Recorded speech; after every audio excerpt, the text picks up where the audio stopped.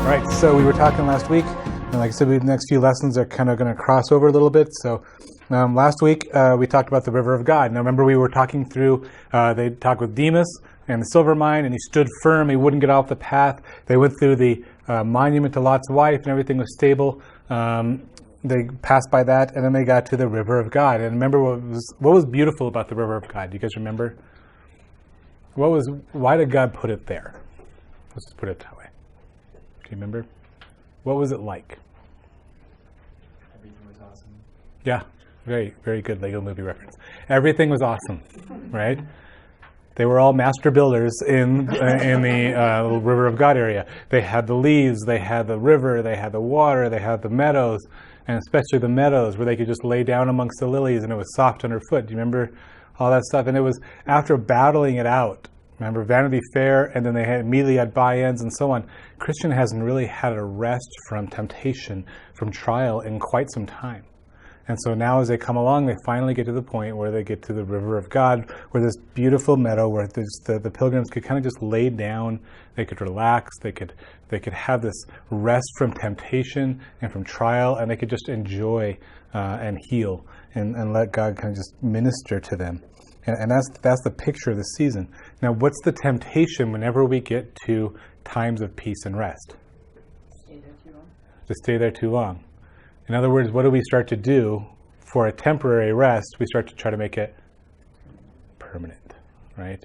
We try to set up camp in this world. We start to think that if I can just make this situation last as long as I can, then it'll be great. And that kind of makes sense. I mean, we are wired to have this rest, right? If we go back the way that Adam was created, it was all good, and he enjoyed that fellowship with God, and he had that beautiful peace in relationship with the Lord as he walked in the garden, and he walked in the garden with the Lord. Remember, that was what we were created for. Sin comes along and upsets that, and now we are in the process of redemption, what God is bringing us through. So it's not unusual to desire rest in these seasons. Okay, this life should make us long for the time where we don't have to battle it out, where we don't have to have these trials and temptations, where we can just rest and be in sync with the Lord, if that makes sense, right? Where everything's rightly balanced, where the God's on his throne, we serve him, we have dominion over the animals, just the way that he created it, just the beauty of this perfect system. And we have that desire to have that system back. So to have this rest is not unusual. Where we usually corrupt it is the fact that we try to make it last forever, and we try to make the temporary rest stops become permanent destinations. And that's where things usually go wrong. All right? So if you guys were here last week, do you remember what happens next? They decide they had to keep going on, but what happens to the river? It starts to depart, right? And what are they left with? Rough trail, a riverless rough trail, right? And the trail becomes harder, and it becomes rocky, and it hurts their feet, and they have to climb more, and it's uphill, and it's no longer any fun, and they start to, do you remember the statement that kind of condemns them? They wished for a better way, right? They wished for a better way, the further they went. Now, what's important, did they leave the path, even though it was rough? Did they leave the path at any time? No. So they were still trying to be faithful. They were still trying to walk. They were still trying to do the things that they knew were right. But they wished for a better way. And what does that say when we wish for a better way? When we're on the path and we wish for a better way? We want something other than what God has given us. Yeah. That's right. Fundamental. We want something, here's the path that God has laid out, and I wish there was a better way, which has implications. We're doubting God's goodness and his sovereignty. We start to doubt his sovereignty and his goodness, and what else do we start to do? Put ourselves in judgment over what God has given. We determine what the better way is. We determine this path is, okay, God, I guess, as paths go, but let me tell you how you really should have built this path. Let me explain to you a better way, God. Yes, you have untold wisdom. Yes, you know everything. Yes, you are able to see the end from the beginning. You pick the best possible means to get to the best possible ends. That's the whole idea of wisdom. And God, you are all wise, except you blew it on this road. Let me explain to you what this road should really look like. Right? And that's really what they're saying. When they say they wished for a better way, they have now put themselves in judgment to decide what a better way is, which is essentially putting themselves in judgment upon what God has done. Now, this is important, though. Have they tried to raise a fist to God? Have they said something to God that says, I do not believe you, I think you're not who you are? Not overtly. Not overtly. Look at the book of Numbers. Anytime the people grumbled, God responded, how long will they profane my name? Right. So they're definitely in sin by the fact that they're letting themselves go. Their hearts are being drawn away by this idol of ease.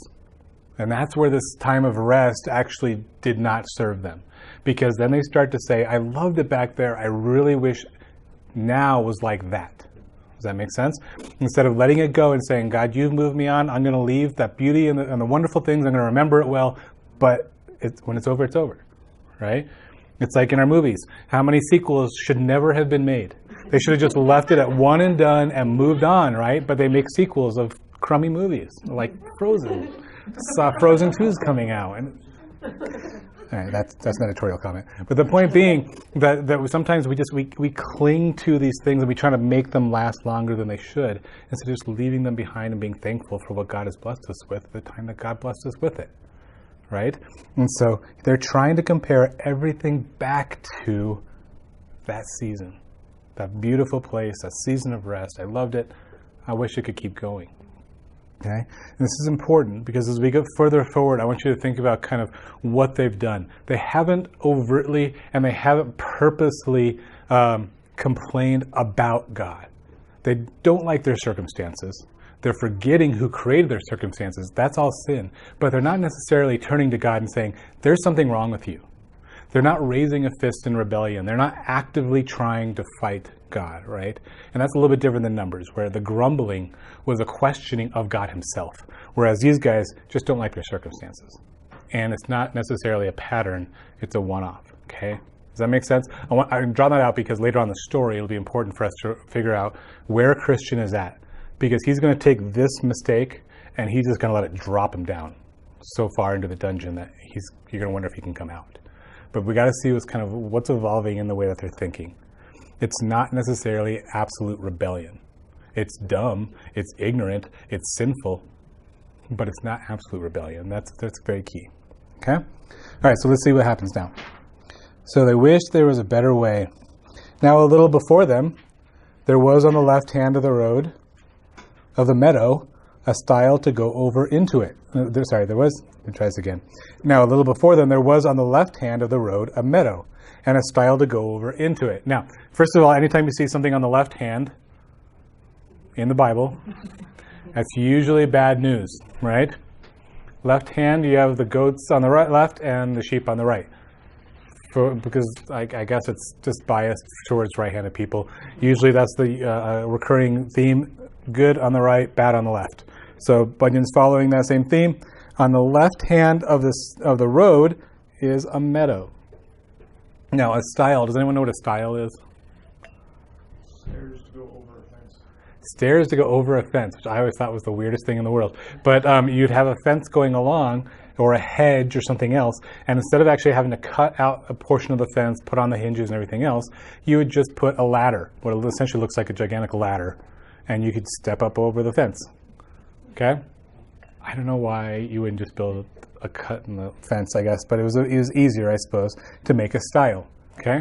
In theory, sheep or whatever your livestock couldn't go up a ladder. Oh, that's a good point. I guess this is separate. Yeah. Well, enough sheep with enough time. Kind of like the monkeys in Shakespeare. Right, I agree. So, something else? Somebody was going to say. Mike, did you have something? Well, with the gate, you don't have to remember to close it. Right. There's a number of reasons why. And there's no moving parts and everything else. But there's this gigantic fence. Okay, so here's a fence and here's a stile to go over it. Okay, now this is let's kind of make some observations here. it's on the left hand of the road, which means it's not on the road. It's just off to the left. It's just off to the side. When was the last time we saw something just off to the side? The mine. And what do we say about the mine? Let's not go to it because it's not on the road. Well, here's a meadow that's just off to the road. Okay? Secondly, how do you get into it? You got to go off the road and you have to go over a stile, past a fence to be able to get to this meadow. So not only is it off the road, it's also fenced off, like you're not supposed to go into it. And the only way to get into it is this weird kind of, it's not a nice open door, the path doesn't lead into it, there's not signs saying come here, it's just kind of a weird, awkward opening to get into the meadow. Do you see any warning signs of why you wouldn't do this? And yet, what do they see? Ready? Then said Christian to his fellow, if this meadow lieth along our wayside, let us go over into it. Then he went over to the stile to see, and behold, a path lay along by the way on the other side of the fence. So, where are we on the notes? page 6. Huh? Page 6 on buy-ins. Oh, we're not doing Jack this week? No. Oh, sorry. If you grab Jet, that's next week. That's next week? We're still on not buy-ins. Bypass Meadow. Thank you. Bypass. Sorry, I haven't been here now. Ethan. Okay. So on page 6. Then he went to the stile to see, and behold, a path lay on the other side. So, why would they want to go to the other path? What do they see? Ease. Remembering what? What does this meadow look like? The river of God, right? It's nice and grassy. It's nice and smooth. It's soft. I love the grass. I love the sod. And look, there's a path. And what does the path look like? A bypass. It's a bypass. That's the name. Good. What does this path look like? The one that they're on, but without all the rocks and the hills and the cliffs and the difficult things that they have to climb over. So what does Christian say? It is according to my wish. Wow, what did he find? Exactly what he was looking for. What do we create half the time when we're trying to figure out something easier? How many times do we say, gosh, this is so easy? Right? If it's too good to be true, then it probably is. And that's what we do. We will create the situation that we want to see. When we're in trials, when we're in challenges, when we're in difficult situations, what do? We look for the paths, and we usually find the path that we want. And that path usually doesn't look dramatically different, because what do we notice about this path in this meadow? It runs parallel to the good way. Here's where God put it, and here's this path that runs right alongside of it. It's the frontage road. It's that little sidewalk right next to the road that I'm supposed to go on. It looks just perfectly. Christian said, it's according to my wish. Here is the easiest going. Come, good hopeful. Let us go over. Okay? So he knows it. He thinks this is a great path, because if we get on this path, we're on a much softer ground. The path runs parallel to the way that God made, which means what? Huh? It goes to the same place, and if it gets bad, what can we do? We just hop back on the fence. We'll know exactly where the right path is. We'll use God's way as our compass. And if we start to diverge from that path, then we'll make sure we stay on it, right, hopeful? We got this all figured out. We are good to go. We have got this all figured out. So just come here, hopeful. Come look at the fence. Who was it? I thought I had a quote in here. Somebody said, never take down fences before you realize why they've been erected. Right? There's a reason why a fence is there. And so if you take it down before the fence is, you figure that out, you could be having issues, right? But here they are climbing a fence, climbing a stile just off to the side of the road. The path doesn't lead to the stile. The path doesn't lead over the stile. The path doesn't lead into this meadow. The path does not go into the meadow, and yet they're taking at least 3 steps to be able to get off the path willingly, right? Now, Christian's all sold, right? And what does he want to do? Hopeful, come over with me. Because that always makes it right if you have people to come with you, right? If you convince your wife that, oh wait, no, that didn't work so well for Adam. So you see the problem, right? We think that we rationalize by thinking that there's more than one of us. If I can convince somebody to agree with me, then I must be right.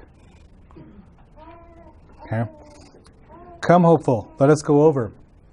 But how if this, hopeful says this, but how if this path should lead us out of the way? Christian says, that is not likely, said the other. Look, doth it not go along the wayside? So hopeful, being persuaded by his fellow. Now that's important, because who is the the more seasoned Christian? Who's the one that's been taught? Who's the one that's already had to talk about the statue and tell hopeful what it was like? Who stood against Bians? Who stood against Demas? Who kept hopeful from doing the stupid thing, going off the path, and grabbed him by the shirt and pulled him back onto the path? Who was the one that did all this? So hopeful says, wait, you think it's okay? Okay. Right? So being persuaded by his fellow, went after him over the stile. So here they go. Now, what's important is this. As they went over, who's thinking? Who's the one rationalizing? Who's the one that's made all these decisions? Who's the one that's figured out this great plan? Christian. Using what? Using his own head. He never once, there's nothing wrong with thinking through things, but did he once take a look at this Bible? Did he once put it to prayer? Did he once question, why shouldn't I do this? What could possibly go wrong with this scenario? Should I do this or should I? It looks good. Here's all the reasons why I like to do this. Here's all the reasons why I think I should. But do we ever sit down and say, God, why shouldn't I do this? What in your word tells me about this? What is it that I can think through that you have given me to be able to think through a scenario? Does that make sense? We don't think that way necessarily. When we see something that we like, when it makes sense to us, we're sold. Because it makes sense to us. And I can come up with some biblical rationales that God doesn't want me to suffer. That this is the break, that this is the meadow. This is just the extension of the meadow that I was already laying down in. And if I could lay down in that meadow, then I should be able to lay down in this one. Right? How many times, sometimes it's hard too, right? How many times are hurdles given to us and we don't know necessarily whether they're hurdles to go over or detours to go in a different way. So sometimes it's not so obvious, and sometimes it is. Like when you have a meadow that's fenced and you have to go over a stile to be able to get to it and it's off the way. Yeah, sometimes it's actually pretty easy. We just convince ourselves it's not. All right. Page 8. When they were gone over and were got into the path, they found it very easy for their feet, and withal they, looking before them, espied a man walking as they did, and his name was Vain Confidence. Now notice who says that. If you're reading along, they saw the man ahead of him, and his name was Vain Confidence. Who tells us what his name is? The narrator. Who doesn't know what his name is? Yeah, our main characters. Okay? So they're walking along, and they see a man. Now, what does Vain Confidence mean? Why would Bunyan name this character Vain Confidence? False hope. Good. False hope. He's sure of himself. But confidence. But it's not going to end well. It's not going to end well. Yeah, exactly. But it's empty. Right, it's empty. Vanity is the idea of having a picture of substance, but ultimately lacking any real substance. Right? It looks like something, but it's not. So here's Vain Confidence. Here's a guy that looks confident, that looks like he knows where he's going. He looks like he has a hope, but it's vain. It's vain. He doesn't know really what he has a hope in. He doesn't really have a confidence in anything real. So he's vain confidence, right? Remember, it's an allegory. So with allegories, the characters are literally just what the character is. So don't try to read more into it than that. He's talking about a character who has confidence, looks like he knows where he's going. And look what Christian says. They espied a man walking as they did. Which means what? He's also on the path. He's on the path. Well, he's on the wrong path. Yeah, and he's also off. Going the same way. He's going the same direction, which means he looks like. What's the assumption? Looks like he's right. And he looks like a Christian. He looks like a faithful man. He must be faithful because look at the direction he's going. He looks great. Okay? So they called after him and asked him whither that way led. And he said, this is Vain Confidence, to the celestial gate. Look, said Christian, did I not tell you so? By this you may see we are right. So they followed, and he went before them. So, do Christian and Hopeful yet know what the name of this man is? Why not? They didn't bother to ask. Why didn't they ask? Did he look good? And They didn't really want to know. they don't really want to know. When I got what I want, the last thing I want to do is upset what I got. So what I'm trying to make sure is nothing upsets this. What am I looking for? There's something in statistics. When you make your Amazon has to deal with it. Everybody has to deal with it. When you make a rating system, You're looking for your confidence intervals. you're looking, which is what? Confirmation bias. Confirmation by numbers. Confirmation by numbers. And the problem with asking people what they think, who are the people that are most likely to share what they think about your product? The ones who are already sold, who already use it, who already believe it. The ones that are dissatisfied. They always have something to say about you. The ones that have used your product and like it have loved it and moved on. The ones that didn't like it are the ones to share. So Glassdoor, for example, if anybody uses Glassdoor, it's a system for rating employers and people can share. It has a huge confirmation bias because the only one that takes time to go and talk about their past employees are the ones that were let go for bad reasons. And so they talk about all the things that are wrong with their manager and how this organization sucks. And they literally employ thousands of people, and yet the 10 people that were fired because they couldn't get there on time go and leave negative reviews, right? So it's something called a confirmation bias. There's certain things about it where I can find more people that I'll share with. Okay, if I can find this idea of a group mentality, if I can find more people that agree. So if you'll find YouTube. Once one person says it, everybody jumps in and says the same thing. Okay, so all Christian is looking for is confirmation of what he already decided. I just want agreement. I don't want anyone to help me think. I don't want anybody to challenge me. I don't want anyone to think differently. I've already made this thought. I've got a reason why I made this thought. I've rationalized why I made this thought. Here's 10 reasons why it's okay. Here's my thinking pattern that's completely logical. Here's why I think it's okay. I'm looking for someone to agree with me. Yeah, but no, I don't want to hear that part. I don't want to hear the but part. I don't want to hear why I'm wrong. I only want you to tell me why I'm right. That's what we do. We will all do this. Pick your topic. We will find a way to do this. And if you don't think you do this, you're wrong. I will disagree with you right now. We all do this.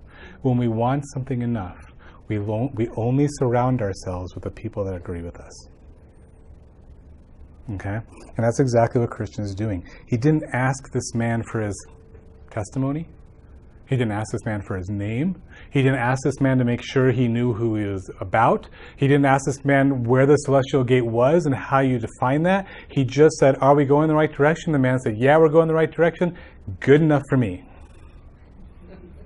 That's all I was looking for. Right, Hopeful? I told you I was right. See, this guy even said we're right. There you go. That's all we needed was just this guy. All right.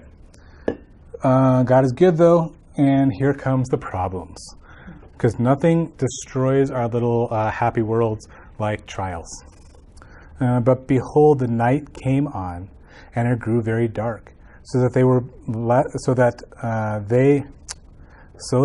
that were behind lost the sight of him that went before. Okay, you see what happens? So night comes on. Now, what problems happen when night comes on in that time? Not today when there's street lights and everything else. In that time where you didn't have street lights and road signs and reflective little flip things in the road, what happens when it becomes dark? You get lost. You can't see where you're going. You can't see where you're going. So what did they lose sight of? The path? The man in front of them? What was their big compass? The true path. The true path, right? All of a sudden they can't see anything. Now they're just trying to kind of figure out where they're going step by step. And now whose wisdom do they have to lean on? It's just their own. Where are we going? I don't know. I think I see the path. There it is. I can kind of, hold on, if I kind of look, if you look sideways, you can kind of see it more like, okay, anyways. So, because the rods and the cones and everything. So you can kind of see, so it's kind of dark. They can't see where they're going. He, therefore, that went before, vain confidence by name. Okay, so who keeps telling us the name of this? Who still has yet to figure this out? Christian and hopeful have yet to figure this out, right? So Bunyan, as a narrator, keeps reminding us who this guy is. For you, the reader, let me remind you who this is. He, therefore, that went before, just in case you forgot, vain confidence, not seeing the way before him, because he's also in the dark, fell into a deep pit, which was on purpose there made by the prince of the grounds, to catch vainglorious fools withal, and was dashed in pieces with his fall. Okay? Now, first of all, let's ask the question, who is the prince of the grounds? That's key. We don't know yet. It's a trick question. So we'll find out later on. We'll find out later on that the prince of the grounds is actually the giant Despair. He owns his grounds. Okay? So Despair made this pit specifically to catch vain, glorious Christians. Those that thought they had it all figured out. Those that knew the way to go and didn't need any help. Those that trusted in their own wisdom to figure it out. Here's a nice big trap. And he falls into a pit. He's dashed in pieces. Now, remember, this is an allegory. The point of dashed in pieces is not to be gory and disgusting. What does it mean that he was dashed in pieces? Destroyed, which means, in our allegory, Beyond recovery. right. He's done. He's not walking anymore. He's done with the faith. He doesn't want what God had. He actually didn't really want what God had to begin with. He wanted something that looked like what God gave him, and now he's just done altogether. So this could be the man that claims himself to be a prophet. And for at least some of his ministry, he has a Christian worldview. He has a somewhat biblical worldview. But then as he starts to get a little richer, or he starts to get into trouble, we find out that he's into embezzlement. He gets, whatever else. He starts to kind of drift and wants to take his followers to some remote island. You start to see what they're really about. Okay, and that's exactly what happens here. Here's a pit. This man that thought he had it all figured out leads himself astray. And what's close, he almost leads these two guys astray. Providentially, they're not walking with him, they're walking behind him. So when he falls, they actually stop. Now Christian and his fellow heard him fall. Okay, that's providential. If they had gone up right next to him and fellowshipped with him and were walking with him, what would have happened to Christian and hopeful? Well, they would have fallen too. But providentially, they decide just to follow him, which is not necessarily a ton better, but in this case, it ended up being a little bit better. They fall, they stop. So they called to know the matter, but there was none to answer. Only they heard a groaning. Then they said, hopeful, where are we now? That's a great question, isn't it? Because when was the last time, if you can think of your Bibles, very, very beginning of the Bible, when was that question asked? A similar question. Adam, where are you? And that's such a key question. If you read in Genesis 3, why is that such a key question? Was God really asking for a physical location? God knew exactly where they were, because he knows everything, number one. And secondly, Eden wasn't that big to begin with. So it's not like it was going to be hard to figure out. Right? So when he asked, where are you? What was he really asking Adam to do? Evaluate himself, right? Where are you at? What have you just done? Have you considered your way? Have you considered who you are? Have you considered your path? Well, finally, in all this, as our leader falls, as they're in the middle of nowhere, it's dark, they're getting a little nervous, and finally they ask, for the first time in this little section, where are we? What are we doing? What have we done? Christian, what are we going to do now? Right? For the first time, making their way happily, everything else. They spent more than a day on this path, right? Everything seems to be good. And now that it's getting dark, now all of a sudden they're asking, where are we? And what made them ask that question? Ultimately, the darkness. The darkness. The trials. The bad news. The struggles. When things aren't clear. When things are a little bit more fearful, when things are harder to see, when I'm losing my way, when I can't figure it out, when I don't have all the answers, right? Have you ever woken up in the middle of the night, you're sick, and then you kind of just, you're sick all night, and it's just dark, and it's just, you can't seem to get better, and you're trying to sleep, but you can't sleep, or maybe your kids are awake, and they can't sleep because they're sick, which means you can't sleep because, they're sick. So you're up with them, and then finally when the day breaks, even though nobody's better, even though your cough hasn't gone away, even though you haven't slept, something about the fact that there's daylight coming in the window just makes things so much better, right? Because that nighttime, that darkness, something about it just makes your sickness just that much worse, right? And that's kind of similar here. When they're in this darkness, finally they start to think. The rationalizations don't work anymore. All their logic doesn't work anymore. All their thinking, all the things that they've put themselves through, all their mental gymnastics start to fail them. And they're left with, where are we? Where am I? What am I doing? God, are you still there in the darkness? All right, so where are we now? Then his fellow, that'd be Christian, then was his fellow silent, as mistrusting that he had led them out of the way. And now it began to rain and thunder and lightning in a very dreadful manner, and the water rose amain. And then hopeful groaned in himself, saying, "Oh, that I had kept on my way." All right, so everything was great, now everything's really bad. Then his fellow was silent. So now what's Christian's state of mind? Oops. Christian who sat there saying, look, there's a stile. This is just upon my way. Just like I told you, look at this guy, we got a man, look, we're all eating the celestial gate. He was so full of words, now what has he got? Nothing. I got nothing for you. So he says, he was mistrusting, they let them out of the way. And then what happens? Starts to what? Storm. Not just storm. Lightning. Thunder. And what's more important, it's flooding. So now what's happened to their situation? Yeah. Why didn't God lead them on this path to begin with? They led themselves into a floodplain, right? I'm reading in this story a little bit, but you get the point. God didn't take them on this path because it wasn't good for them. It wasn't what they should have had. In fact, it exposed them to hazards they didn't need to be exposed to. Now, if they were on the path, then God would have probably led them to a place where they would have had shelter from the storm. But instead, they're off the path in a place where now the storm is that much worse and the flooding is starting to come up. So they are now in trouble, physical trouble.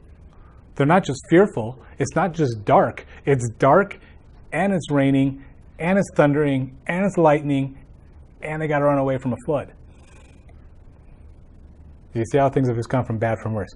Why? Because they left the path. Most likely all the rocks on this path were because they had to climb and it was taking up the higher ground. I think that's what Bunyan's picturing. Instead, they decided to take the easy path and they stayed closer at a lower elevation and now they're stuck with flooding. You see what's happening? Their perfect rationalization, their thinking, their philosophy, their justifications, everything else that they wanted to put together, and they had all these things that they had perfectly put together, now puts them in danger. Because they didn't listen and didn't check themselves with God. They didn't bother to see if their way made sense. And now Hopeful sums it up with, "Oh, if I had just kept on my way." Anybody echo that statement? Oh, if I had just kept my mouth shut. Oh, if I had just... I shouldn't have said that. All right. So, the struggling Christian says this, and this is his first rationalization. Who could have thought that this path should have led us out of the way? Is that a statement of repentance? Yeah, it is. But it's worldly repentance. What is he bemoaning? That he was wrong, or that his decision turned out badly. Right. Who could have thought? Yeah. He's recognizing that he's wrong. That's part of repentance, right? You recognize the wrong that you've done. But he's not necessarily repenting of the decision and the sin that led him to this path. He's bemoaning the fact that I should have known better. Oh my gosh. How could I have known better? What could I have gone back over to realize that this was a bad path? So he's repenting of the fact that he got caught not necessarily repenting of the fact of what he did. Big difference. Godly repentance, worldly repentance. Okay? In other words, worldly repentance only comes when you get caught. Godly repentance comes when you realize what brought the situation forth in the beginning. Okay? So he says, who would have thought that this path could have let us out of the way? I don't know, Christian. Maybe the fence, maybe getting off the path, maybe the style, like you can just see hopeful, kind of like, let's recount, shall we? Exactly. How many ways do we have to talk about this? I mean, the guy that we never asked, the guy that we thought knew everything, the fact that we're not on a path and we can't see where we're going. I don't know, Christian. You tell me, what were the danger signs? Right? Hopeful says, I was afraid, Anna, at the very first, and therefore gave you that gentle caution. I would have spoke plainer, but that you were older than I. Now, Hopeful kind of now makes a better statement. He says, I mean, we probably shouldn't have done this. I tried to caution you. Is that true? Barely, yeah. Did anyone actually hold a gun to Hopeful's head and say, dude, climb the stile? No, of course not. So Hopeful kind of is playing the same game a little bit. I would have spoke plainer, but you were older than I. So? You know better? So the same kind of thing, right? So these two now are going to be in a tough spot.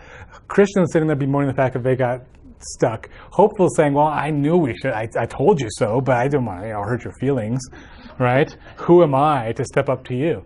Well, you're the guy walking the path. You're just as much God's pilgrim as he is. You make your own decision. If Christian jumps off a cliff, that would be the right. That would be the advice that we give him. If Christian were to jump off a cliff, would you too, Hopeful?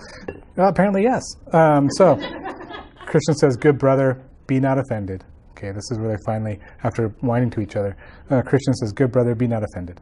I am sorry I have brought thee out of the way, and that I have put thee into such imminent danger. Pray, my brother, forgive me.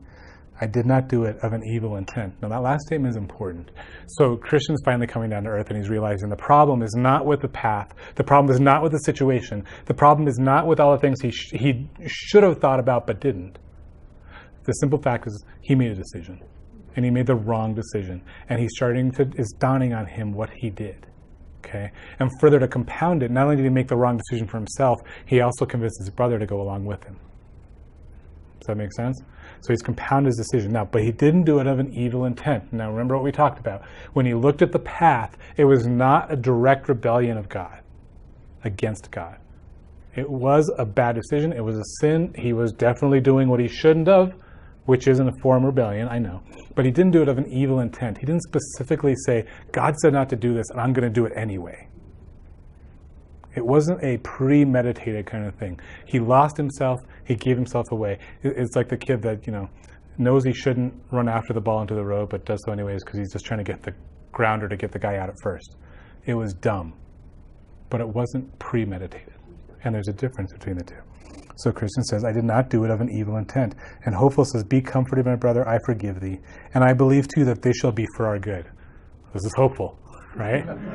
So first of all, he's immediately, he realizes that Christian's honestly repenting. And so he immediately forgives him. First lesson. There is no penance. There is no jump through hoops to get to get your forgiveness. You don't have to sit there and climb 300 steps or anything else. You don't need to beat yourself up with on the back. There's a difference between trust and forgiveness. In terms of forgiveness, Hopeful says immediately, yes, I forgive you, brother. I totally understand. Okay? I forgive you. And in fact, I think God will do something with this. I think this situation, as bad as it is, will bring us to, will bring good out of this situation. Okay? Now Christian says this, page 12. I am glad I have with me a merciful brother, but we must not stand thus, and let us try to go back again. But good brother, let me go before. Now, this is kind of important. So he's repented. He realized what he did. It was a dumb mistake. I'm sorry. I shouldn't have done this. Hopeful says, yes, I forgive you, brother. What should have happened in most of the Christian movies that I've seen? What generally happens at this point in the plot? Everything gets better. She can't have the baby the whole movie, and then all of a sudden she prays, and what happens? She's pregnant the next day, right? They can't kick the field goal, and then all of a sudden they pray, and what happens? he kicks the winning field goal. So you kind of see what's happening there. That's usually the happy ending story. But the real life isn't like that. So they've got themselves in a situation. He's repented. What doesn't happen at this point? What changes? Nothing. They're still in their circumstance. The flood waters are still rising. The storm is still continuing. They are still off the path. It is still nighttime. Nothing in their circumstance has changed. They have got themselves into this spot, and just the fact of recognizing it, even repenting of it, doesn't change the fact that they have got themselves into this spot. Sin has consequences. Just because we've repented of the sin doesn't necessarily say that God immediately relents on any consequences. In fact, there are some consequences we will carry with us for quite some time. Right? So here they are. They're still stuck in their circumstances. They are still stuck with the consequences of their actions. And now we start to see where things start to unravel further. I am glad I have a merciful brother, but we must not stand thus. Let us try to go back again. Makes sense? Where is he trying to get to? Back to the path. And how does he think they're going to get there? Let's retrace our steps. It makes total sense, doesn't it? To whom? What is he doing? I can figure out how to get us back to the path. I figured out how to get here. What could possibly go wrong if I figure out how to get back? Right? All right. Hopeful says, but good brother, let me go before. Christian said, no, if you please, let me go first. If that there be any danger, I may be first therein, because by my means we are both gone out of the way. Do you see where this is starting to unravel? They recognize their problem, but what are they doing to fix it? Essentially the same mindset and actions that got them into the trouble in the first place. So Hopeful says, no, I'll go first. Why? Because I don't trust you. I forgive you, but I don't trust you. Okay, I'll go first. And Christian says, no, let me go first, because if there's danger, I'll face it first. Who's he picturing? Who went before them? Vain confidence. I'll fall into the pit for you. I will sacrifice myself. Let me go first. I will sacrifice myself for you because I got us into this jam. What is he doing? What is he doing? He's using his own mindset. He's using his own abilities. I can do this. I got us into this mess. I can get us out. Okay? No, said Hopeful, you shall not go first, for your mind being troubled may lead you out of the way again. That's smart, Hopeful. It's about time you started standing up. Then, for their encouragement, they heard the voice of one saying, set thine heart toward the highway, even the way which thou wentest, turn again. That comes from Jeremiah. And what is Jeremiah encouraging the Israelites to do? Turn back to the Lord. Very different. Because what are these guys trying to do? Trying to get back to the way. What have they forgotten? The Lord of the way. Exactly. There has been no prayer. There has been no Bible reading. There has been nothing that actually would indicate wisdom. Instead, they've committed the same problems that they had to begin with. They're trying to figure it all out themselves. Through their own means, through their own efforts, through their own wisdom. They will figure out a way to get back to the path. All they can think of is, we got to get back to that path. We have to get back to that style. If we can just get back to the style, everything will be right again. No, it won't be right again. What you need is deliverance from your present circumstance, not to try to rewind the clock back to the way it was. There was no such thing as the good old days. There is where you're at right now. And what do you make of it? So they stop doing this, and then they start arguing with each other. You should go first. No, I'll go first. I think you should go first. And they're sitting there kind of like those two chipmunks, back and forth on Rescue Rangers, just arguing with each other, right, in Looney Tunes. And so finally God just kind of says, hey, set your heart. Think about what you're doing. Focus. Get back to me. Come back to me. So this kind of divine intervention to help them remember that where they have to go. And by this time the waters were greatly risen, by reason of which the way of going back was very dangerous. So now they can't even go back the way that they thought they were coming from. Then I thought that it is easier, this is Bunyan's observation as a narrator, then I thought that it is easier going out of the way when we are in than going in when we are out. It's a lot easier to get lost than it is to find the right way, right? Anytime, have you ever, when you find the GPS and you have to swerve somewhere else, and then it starts giving you 100 different ways to get back to where you're going, and it feels like it's just telling you that you just made a wrong turn. And it just keeps telling you over and over again, turn left, turn make a U-turn, turn left again. And you're like, all right, I get it, okay? I missed the turn. And it feels like it's just judging you, the way it keeps telling you. And then if you have certain voices set on Siri, it makes it even worse. Like the Australian accent just makes you feel really dumb. So then I thought it was easier to get out of the way when you were in than going out, than getting in when you were out. Yet they had ventured to go back. But it was so dark, and the flood was so high, that in their going back, they had like to have been drowned 9 or 10 times. Neither could they, with all the skill they had, get again to the stile that night. Wherefore at last, lighting under a little shelter, they sat down there until the daybreak. But being weary, they fell asleep. Okay, so with all the skill that they had, what is skill? Your own abilities? When you say somebody is skillful, what brings to mind? I mean, Peter, you've been through medical school. You met surgeons. You met doctors. Like, skillful for you guys is particular. When somebody says they're skillful in a particular area, what do you think of? That they're dexterous and agile and able to accomplish things. Right. And their knowledge. They know what they're looking for. They know what to avoid, right? They're able to assess risks. They're able to think through a scenario, right? When I open the hood of my car and I look underneath the hood, I understand exactly how an internal combustion works. I am so intimidated when I open the hood of my car. I get it, but I don't get it, right? If you ever watch The Big Bang Theory, I don't know if you ever know this, a bunch of nerds, right? And then one cute girl who's actually very street smart, but not very book smart. And so as they're all going, the car dies, and she has all these guys with her, and she says, does anyone know anything about internal combustion engines? And they're like, yeah, of course. Yeah. Does anyone know how to fix one? Oh, no, forget it. No. Right? These are all PhDs, physicists, and everything else. So we all get it. But when I open the engine and I have to change the oil, some people leave the caps off and start driving for 10 miles because they forgot to put the oil cap back on after they filled it up. And that causes all kinds of weird warning lights on the dash. And yeah. Anyways. So, there's skillful. Skillful is when you have all the knowledge and you have the ability and you have the dexterity and you know what to look for, what not to look for. You understand how to overcome trials. You understand where the problems can come. For all their skill, they could not get to that stile again. They exhausted every means that they had.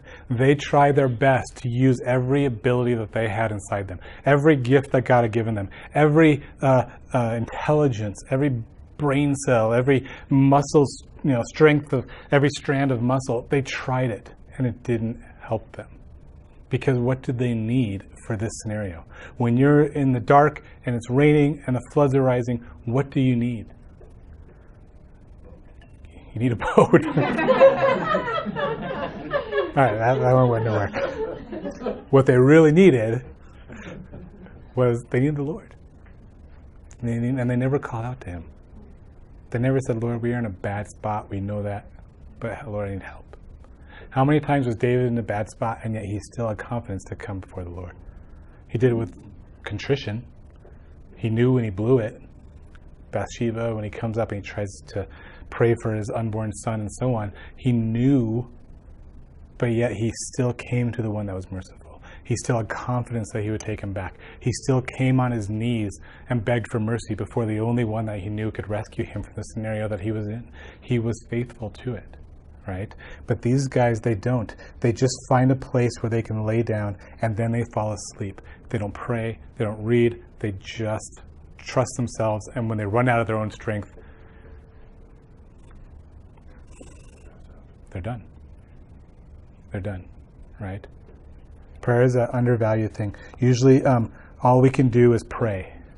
It's kind of like a last resort, right? When really they should have been asking at the beginning, where are you leading us? Where can we go from here? So they fall asleep.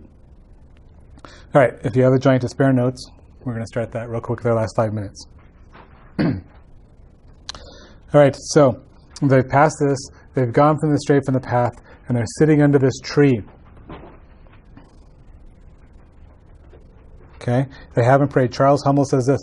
P.T. Forsyth once said, the worst sin is prayerlessness. We usually think of murder, adultery, or theft as among the worst, but the root of all sin is self-sufficiency, independence from God. When we fail to wait prayerfully for God's guidance and strength, we are saying, with our actions, if not our lips, that we do not need Him. How much of our service is characterized by, quote, going it alone?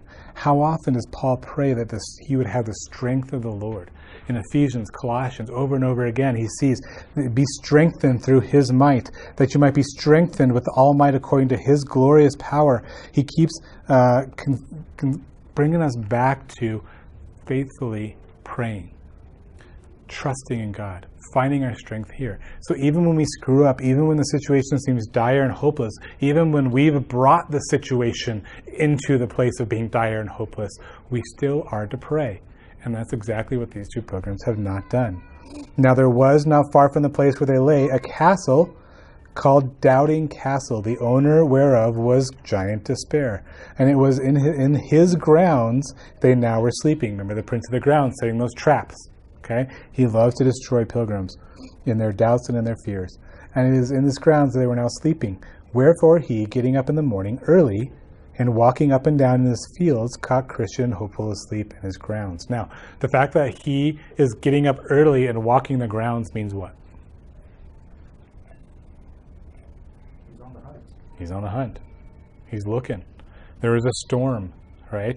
Have you ever walked around after a storm, you see all the worms that have been brought up because they have to come out of the ground, otherwise they drown. So he's kind of like that, where he's walking around looking to see what washed up from the storm. If I might get some pilgrims. This guy's looking for problems. He's looking to see how he can hurt somebody. He's looking to see how he can stop a pilgrim. The Giant Despair. Okay? So he's getting up, he walks his grounds early, and he found Christian hopeful asleep on the grounds.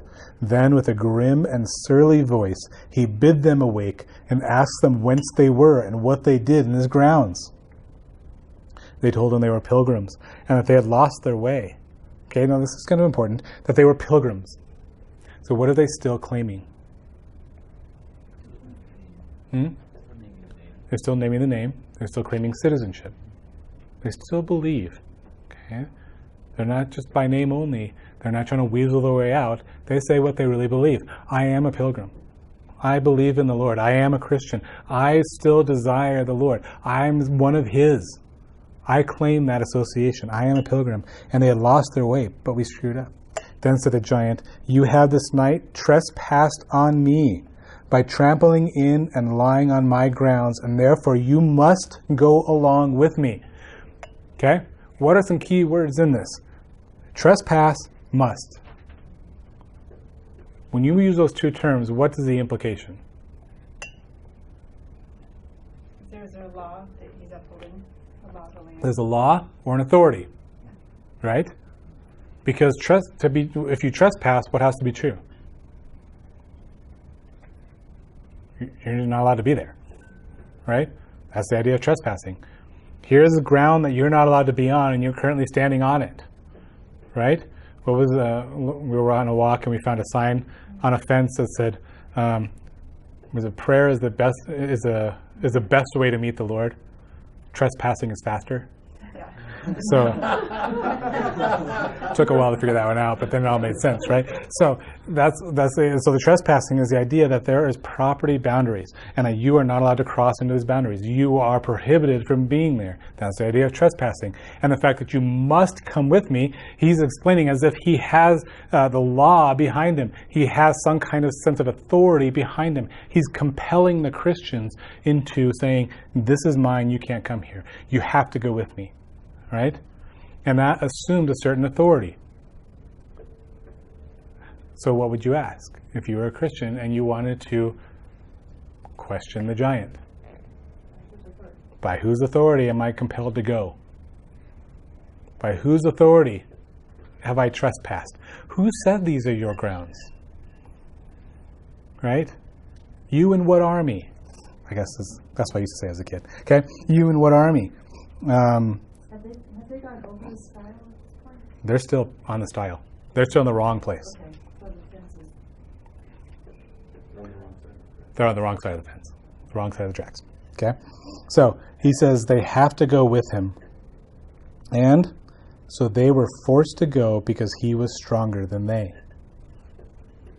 Answers your question. You would what army? Yeah. He is the army. He is the army. Yeah, I am the brute squad. Right? Princess Bride. You guys have seen that one? So he says, you have to come with me. And they were forced to go because he was stronger than they. Now, what's the problem with that statement? Is the giant stronger than them? Well, he looks like he is. He looks like he is, and he probably is, but But he's not as strong as God. he's not as strong as God. And whose people are these? We're pilgrims. Who's on our side? Think David and Goliath. Why did David run in there with a bunch of stones? Because he knew the stones weren't the thing that was going to kill Goliath. All the stones were going to do is communicate the power of God that he was working through him. And so when they say, this is a great statement, they went with him because he was stronger than they. Not stronger than who was in their corner. Not stronger than him who has the power of God in them.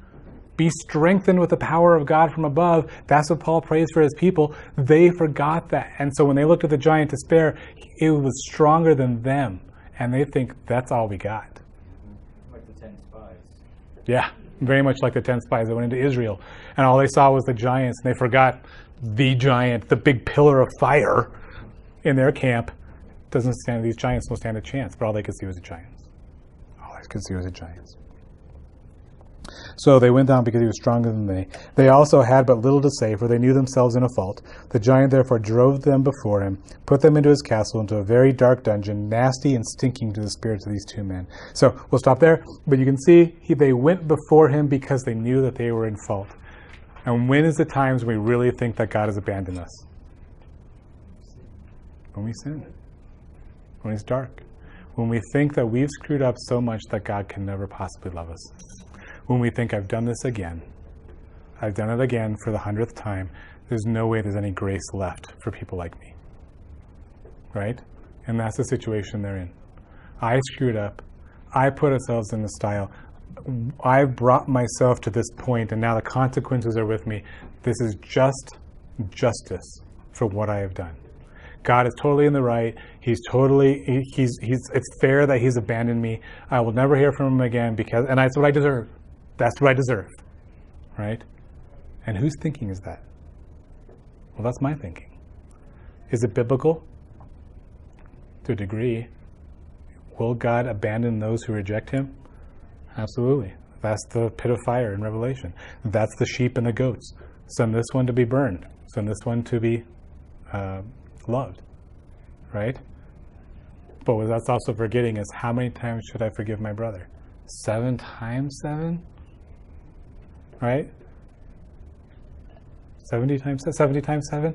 How many times should I forgive my brother? All these questions. How many times does he bring back Peter? How many times does Peter screw up after in the rest of the New Testament? Peter's our whipping boy. How many? He gets rebuked by Jesus, then he gets rebuked by Cornelius. Well, not really rebuked. And then he gets rebuked by Paul. The guy just keeps screwing up. And yet he keeps getting restored. And he just keeps giving his life to God's purposes. So we see multiple times that God doesn't abandon us just because we abandon him. He's faithful. Right? So we're going to see how that works out. We'll finish out with the giant despair next week. Yeah? Any questions? Finish up.